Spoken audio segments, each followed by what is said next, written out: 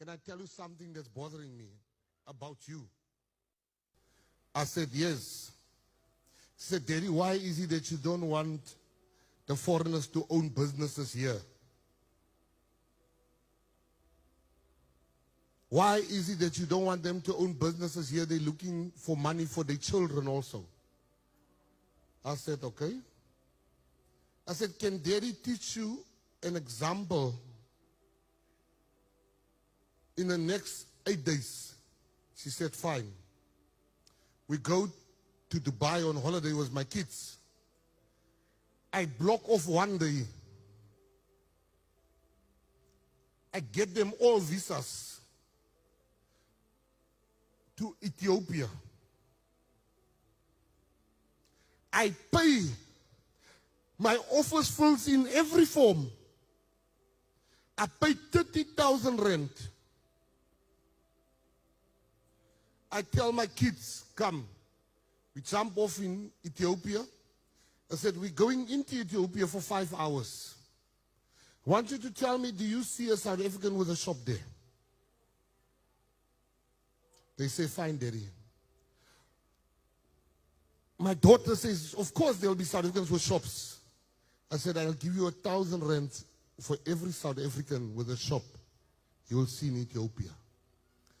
When we got to the border gate, they didn't know who I was. They check our visas. They say, where do you stay in Ethiopia? We said, no, we are not staying. We are flying back to South Africa tonight. We are just going for 5 hours. They say, but you have to have a hotel. I said, but why would we need an hotel if we are not staying? We are going in and we're coming out. Here's our flight ticket back. Here's our visa that you gave us that we paid for. They said, no, you're not coming into our country. My elder son says, what? I said, shh. This is not a fighting time.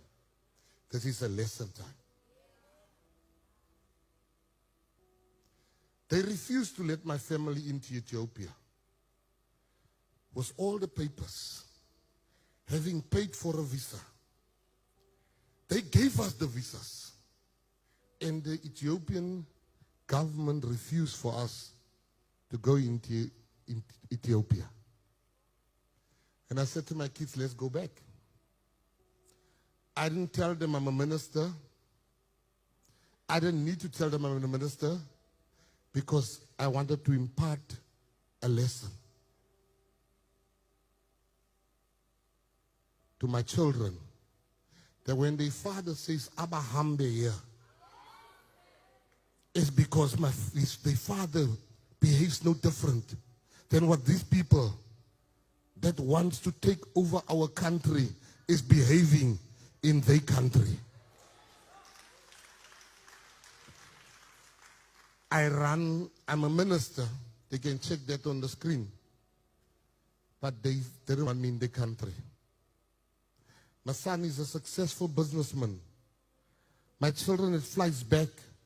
They don't want to let them in the country. But they come in our country. And there's some of you that says, we must allow people here to destroy us. So next time, before you open your mouth, you must understand why is it that your leaders are taking certain decisions. Why will they protect their country, but they want to do what they like in our country?